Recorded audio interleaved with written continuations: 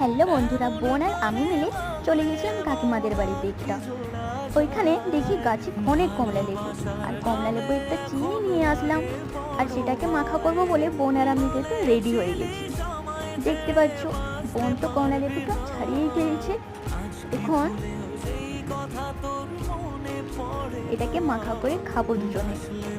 সুন্দর কমলা লেবু দেখে তো জিভ থেকে জলই পড়ে যাচ্ছে, আর স্কুলের ছোটবেলাকার কথা মনে পড়ে যাচ্ছে।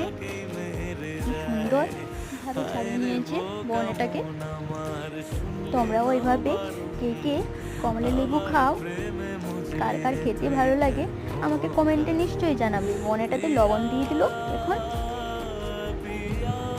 লবণ দিয়ে দিয়েছি, এখন লঙ্কা গুঁড়িও দিয়ে দিল। দেখতে পাচ্ছ, এটাকে এখন মাখা করবে। কি সুন্দর দেখাচ্ছে। ভিডিওটা ভালো লাগলে নিশ্চয়ই লাইক